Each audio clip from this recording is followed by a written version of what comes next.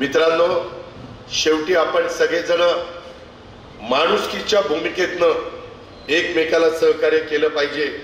माझा प्रयत्न आहे की ह्या जिल्ह्याचा अधिक विकास व्हावा, अधिक निधी मिळावा, इथले रस्ते असतील, इतर बाबी असतील, त्या मूलभूत गरजा चांगल्यातल्या चांगल्या देता याव्यात। इथला शेतीचा पाण्याचा, पिण्याच्या पाण्याचा प्रश्न व्यवस्थितपणे मार्गी लागावा, इथल्या मुलांच्या मुलींच्या करता रोजगार निर्माण व्हावा। मित्रांनो, आज दुपारीच मी रेल्वे मंत्री वैष्णवी साहेबांशी बोललो।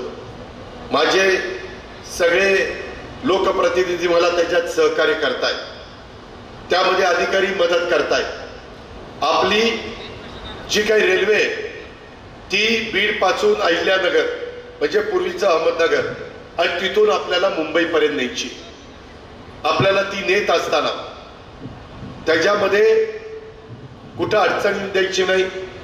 17 सप्टेंबरला मराठवाडा मुक्ती संग्रामाचा दिवस आहे, दिन आहे।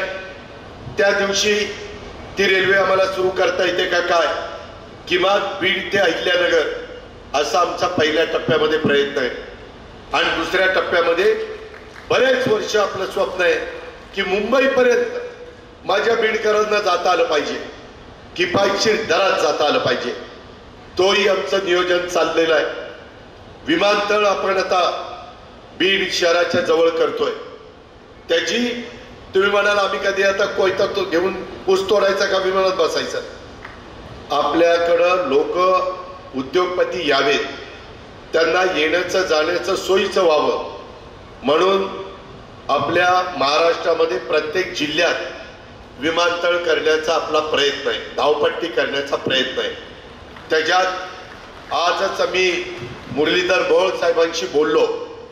ते म्हणाले, दादा डीपीआर तयार करण्याच्या करता 41 लाख रुपये आपण भरले, तो डीपीआर तयार झाल्यानंतर आपण इथं लवकरात लवकर विमानतळ पण उभा करू।